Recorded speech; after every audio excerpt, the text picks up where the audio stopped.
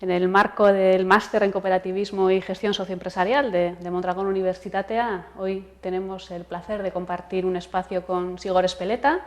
Él es el director de Gestión Social del Grupo Mondragón y vamos a conversar acerca del cooperativismo, la experiencia cooperativa de Mondragón. Eskerrik asko, Sigor, por acudir una vez más a nuestra llamada y compartir este espacio con los alumnos y alumnas de nuestro máster. Igual para comenzar, Sigor, ¿podrías ubicarnos un poquito cuál es la función que hacéis desde gestión social en el seno del Grupo Mondragón? Bueno, primero, el agradecimiento el mío por participar en el máster. Yo creo que es una iniciativa excelente. Tenemos también mucha ilusión en que sea un sitio de reflexión y de difusión también de la experiencia cooperativa de Mondragón, y desde aquí pues un saludo a todos los que pueden ver esta charla, que al fin y al cabo va a ser una charla, ¿no? Desde Gestión Social de Mondragón, que es un área que se sitúa en el Centro Corporativo de Mondragón, recibimos cada 4 años el mandato del Congreso acerca de la hoja de ruta estratégica que debe seguir el Grupo Mondragón. Dentro de esa hoja de ruta estratégica, nosotros tenemos unas áreas específicas de trabajo, que son las que se mantienen de forma normalmente duradera en el tiempo, ¿no? ¿Qué áreas son? Por ejemplo, una es toda el área de cultura cooperativa, desde diagnósticos de cultura hasta todo el ámbito de la educación cooperativa, incluso ahora también de la gobernanza cooperativa, ¿no? Esa es un área muy, muy importante de desarrollo constante. Otra área es la área de empleo y empleabilidad. Nos ocupamos de dar salida a aquellas personas que tienen en un momento dado alguna dificultad de empleo, y también de impulsar la formación para la recualificación profesional, ¿no? El área de empleo. Otra área habitual es también la del talento, atraer a aquellas personas con perfiles adecuados e internamente desarrollar el talento desde múltiples vías, ¿verdad? Luego hay otra también importante, que es la parte de transformación social, que es impulsar aquellas actividades de mejora del entorno en cada una de las cooperativas, y todo ello sobre todo en clave de intercooperación. Una labor importante que realizamos es, de acuerdo a estos ítems o elementos de agenda, involucrar a las cooperativas para hacer proyectos en conjunto y sobre todo aprender unos de otros, ¿no? Y esa labor de intercooperación, de darle fluidez a la dinámica corporativa, también la llevamos a cabo. Una de las principales ideas, ¿no?, que vertebra un poco el máster es ahondar un poco en las características del modelo cooperativo de Mondragón, caracterizarlo. Me gustaría que nos resumas así en pocas palabras, ya sé que no es fácil, pero ¿qué es Mondragón, ¿no? ¿Cómo lo explicarías para alguien que no es parte de este movimiento cooperativo? Pues sí, efectivamente no es sencillo, sobre todo cuando estás tan dentro, ¿no? Yo quizá la forma más sencilla de entender Mondragón es que es simplemente la experimentación continua de una forma de hacer empresa diferente. Una forma de hacer empresa que comenzó hace 60 años, persiguiendo una utopía, y que elementos de esa utopía entonces eran revolucionarios y hoy en día todavía siguen siéndolo, ¿no? Y dentro de esta forma de hacer empresa diferente, pues sobre todo destacaría 2 elementos muy de base y de principio, ¿no? Uno es todo lo referente al metabolismo interno de la empresa, el lugar que ocupa la persona y el trabajo, y no el capital en la toma de decisiones, en la forma de participar en la gestión, participar en todas las decisiones fundamentales del devenir de la cooperativa, ¿no? Yo creo que eso es un elemento, entonces era revolucionario y todavía sigue siéndolo. O sea, en clave interna sobre todo destacaría eso. Y luego que persigue la idea de poner la actividad económica al servicio de la sociedad, directamente vinculada al entorno donde estás, para crear riqueza, para repartirla de la forma más equitativa posible, para generar oportunidades de trabajo y de formación a toda la sociedad colindante, y la utopía es perseguir una sociedad más cohesionada, más justa y más sostenible, ¿no? utopías que nunca terminaremos de cumplir, pero que de hecho todavía están presentes de forma muy clara en todo lo que hacemos. Entonces, Igor, con lo que dices, si tuvieras que sintetizar, ¿no? ¿Cuál es el diferencial cooperativo? ¿Qué rasgos caracterizan, ¿no? Mejor a un modelo cooperativo, una empresa cooperativa? ¿Qué rasgos destacarías? Destacaría, primero, el elemento de soberanía, claramente.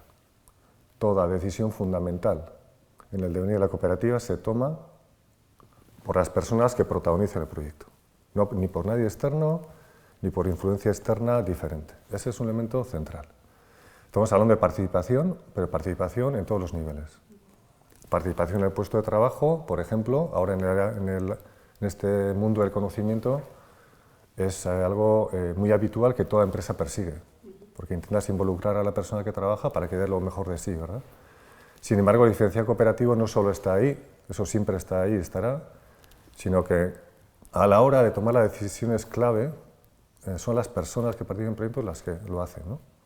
Entonces, esa participación, la propiedad, ser propietario de tu propia empresa es un diferencial que, repito, todavía sigue siendo revolucionario. Hay otro elemento que es el para qué de todo esto. Y los para qué pueden ser diversos y en nuestro caso el para qué está bien claro. Lo que queremos es mantener viva la actividad de la cooperativa para generar un entorno social a largo plazo lo mejor posible. Sin ese para qué, la actividad única de la cooperativa no se entiende, porque no se generó la cooperativa para que solamente perviva, sino para que la contribución sea real a largo plazo en el entorno. Y si vemos la evolución de las cooperativas de Mondragón y la evolución social de toda la comarca, el área, la provincia y el País Vasco, pues se ve claramente esa influencia. Vale, muy bien. Otra de las ideas, ¿no?, que también están muy presentes, ¿no?, en el planteamiento del máster es que definimos a la empresa cooperativa como un proyecto socioempresarial y eso nos da un marco para abarcar y profundizar en muchos aspectos. Aprovecho que te tengo aquí, ¿no?, para lanzarte la pregunta de qué te sugiere o qué significa, ¿no?, entender la cooperativa como un proyecto socioempresarial. Bueno, me sugiere la relación entre dos lógicas complementarias, dos lógicas que se integran en un proyecto. Una es la lógica empresarial, que aquí siempre hemos tenido muy claro que hay que generar riqueza para poder repartirla, por lo tanto, si no somos competitivos, todas las aspiraciones sociales quedan en nada, y eso requiere hoy en día, sobre todo, muchísimos retos, ¿no? Estamos internacionalizados, estamos en mercados muy competitivos, en sectores de valor añadido alto, y todo eso genera, y cada vez más, la necesidad de transformación, de mejora competitiva a todos los niveles.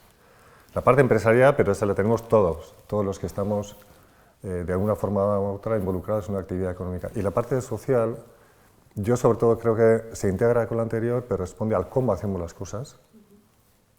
Intentamos hacer las cosas contando con las personas en todos los niveles y con dinámicas internas de gestión diferentes, con tomas de decisiones diferentes, etc. Y luego en el para qué, repito, ¿no? Yo creo que hay socio empresarial, la parte de sociales, y todo esto lo hacemos con un propósito concreto, con una aspiración concreta, ¿no?, que es justamente la de generar algo de valor para aquellos que nos van a seguir, dejar un proyecto interesante para las generaciones que vienen y un entorno social, pues, dentro de lo posible, mejor que el que recibimos. Vale. Antes has mencionado, ¿no?, que una de las funciones principales de gestión social es eso, ¿no?, atender a los retos, necesidades, ¿no?, que surgen en las cooperativas, y acabamos en el Congreso del 2020, en junio, se ha aprobado la próxima política socioempresarial, en la que se establecen los ejes prioritarios, ¿no?, de actuación para los próximos 4 años. ¿Cuáles son los retos empresariales y los retos cooperativos, ¿no?, que visualizamos para los próximos 4 años? Bueno, dentro de la política socioempresarial es un marco de referencia para las cooperativas Y de hecho, esta política de socioempresarial, en comparación con las anteriores, creo que ha tenido elementos diferentes, ¿no? Algunos elementos nuevos. Desde la parte, como comentas, más empresarial o más competitiva, primero tenemos claro que para sobrevivir tenemos que ir evolucionando hacia sectores de mayor valor añadido, que es lo que nos genera el negocio del futuro. Tenemos que estar pensando constantemente cómo ser eficientes en lo que ahora tenemos y, sobre todo, estar muy atentos a lo que está sucediendo a medio largo o puede suceder a medio o largo plazo. De ahí surgen también las oportunidades cara al futuro, ¿no? Esa labor de atisbar el futuro, esa labor de estar constantemente en una reflexión estratégica que no para, nos parece fundamental. Porque hoy en día el entorno es un lugar común, pero de hecho estamos viendo que la aceleración del cambio es cada vez mayor y entonces tienes que ver la ola antes de que te llegue. Entonces, y para ello pues hay, sobre todo, diría, tres vectores importantes, ¿no? Uno, tenemos que transformar nuestra industria y nuestra actividad económica en clave cada vez más sostenible y más verde. Un reto clarísimo. Prevemos que de ahí también van a surgir nuevas actividades económicas, porque el mero hecho de transformar una industria desde el punto de vista energético, de huella de carbono o lo que sea, genera también otra actividad. Y ese es un vector transversal, claro. Otro también claro es toda la economía digital. Entonces, nosotros que tenemos una base industrial potente, no solo hablamos de ser cada vez más eficientes a través de procesos cada vez más digitalizados, sino sobre todo tener la capacidad de evolucionar nuestros negocios en clave digital, que es algo diferente, que estratégicamente el vector digital esté integrado en nuestra forma de hacer, ¿no? Y el tercer elemento central también que yo creo que es transversal y que incide también directamente en la competitividad es toda la gestión de personas. Ser atractivos para los mejores profesionales y para personas que coincidan con la forma de hacer cooperativa y luego ser capaces de desarrollar todo el potencial que tenemos internamente. Esto desde el punto de vista, primero, casi reactivo, a evitar la obsolescencia profesional, porque los cambios tecnológicos acelerados te obligan también a mantener ese ritmo interno para no quedarte fuera, y luego también para ser competitivos en ese mundo, ¿no?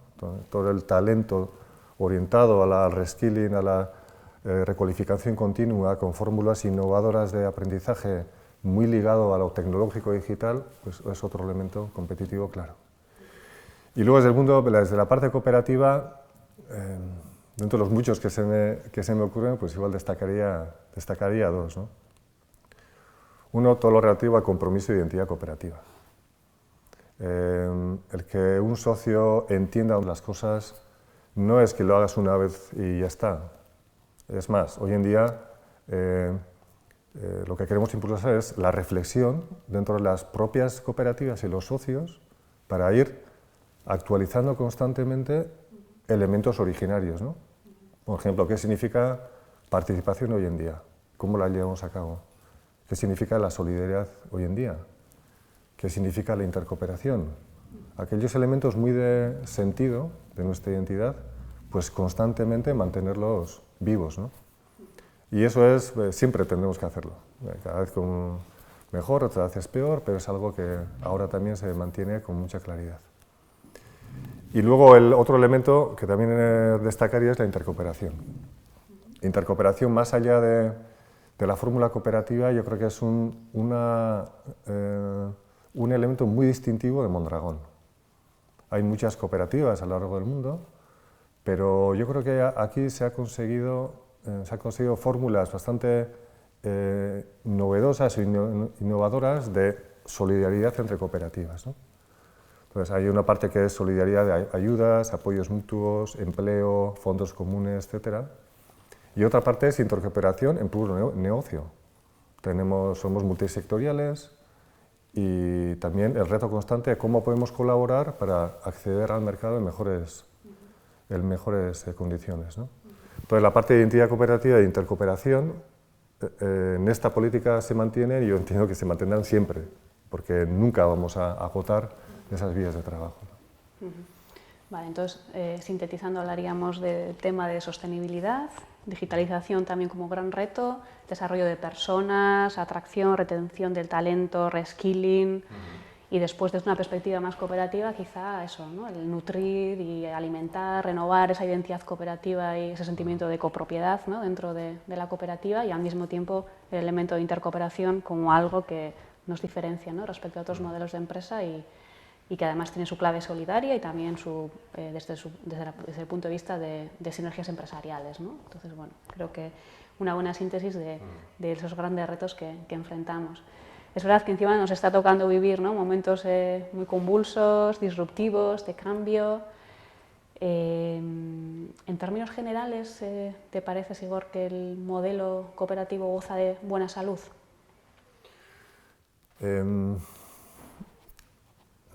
Recuerdo una conversación que tuve ya hace años, fue en Bruselas, con una persona que tenía también experiencia cooperativa, y coincidimos en una reflexión, ¿no?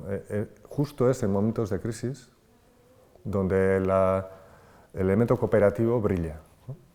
Porque cuando las cosas van mal, entonces mucha parte de la sociedad se da cuenta de los valores intrínsecos de lo cooperativo, ¿no? Que es solidaridad, apoyo mutuo, autoexigencia, corresponsabilidad. Y luego parece que cuando las cosas empiezan a ir mejor ya se nos olvidan, ¿no? Entonces yo creo que en momentos de crisis es cuando realmente se aprecian con más claridad los diferenciales cooperativos. Internamente lo hemos vivido siempre así. Cuando hemos tenido crisis internas es cuando determinadas cosas han emergido y, como digo, han sacado más brillo, ¿no? En esta crisis, que todavía no sabemos lo que durará, pues algunas cosas afortunadamente se han repetido, me explico. La primera reacción que ha habido ha sido la reacción de solidaridad. Y se han activado fondos intercooperativos para apoyar toda la base financiera de las cooperativas. Recursos extraordinarios que se aplicaban para otro tipo de funciones y han sido redirigidos para que financieramente las estructuras de las cooperativas sean lo más sólidas posibles. A nivel de empleo, se han activado mecanismos específicos para ayudar a las cooperativas que han bajado la actividad o se ha quedado en cero, y para soportar entre todos pues, esa pérdida de empleo, ¿no? Y podría seguir con un etcétera. Elementos de autoexigencia muy importantes. Cooperativas que han reducido sus niveles de anticipos, que han trabajado más horas, que han reducido pagas extras, etcétera, etcétera, haciéndose responsables de lo que está sucediendo, y que también es un mecanismo que se activa cuando padecemos crisis potentes, ¿no? Eso por una parte. Y luego, como elemento diferencial, yo creo que hasta ahora nunca nos ha sucedido de este modo, ha sido pues, la redirección de determinadas actividades de cooperativas, muy dirigidas a dar respuesta pues, a la pandemia y a la crisis clara que estamos viviendo. Por ejemplo, desde lo más evidente y más notorio que ha salido, desde la producción de mascarillas en tiempo récord, o EPIs, o ser proveedores de desfibriladores. Entonces, redirigir determinada actividad industrial a elementos que la sociedad necesita. Y además, te aseguro, no en clave de negocio, en absoluto, sino en clave de, bueno, lo que podemos aportar es esto, ¿no? Y luego también ha habido muchas actividades solidarias, desde comedores solidarios hasta ayudas a muchas entidades sociales que trabajan en el entorno, desde apoyo a matrículas universitarias y también un etcétera bastante largo, ¿no? O sea que podríamos decir de algún modo que ante la crisis desatada por el COVID-19 se ha respondido de forma diferente desde las cooperativas. Hemos hecho lo que hemos podido desde nuestra forma de entender todo esto, ¿no? Entonces, desde ahí, pues creo que sí, creo que sí. Vale.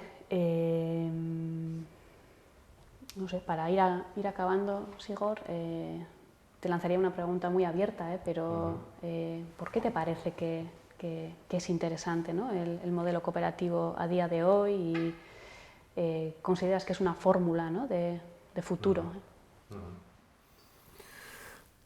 Pues la respuesta es obviamente sí, pero no solo es un desideratum. Si vemos algunas tendencias evolutivas, ¿no?, de la actividad empresarial a lo largo de las últimas décadas, no de ahora, yo creo que hay dos elementos que son muy propios de nuestra forma de hacer cooperativa, que están extendiéndose en cierta medida la sociedad. Y me explico.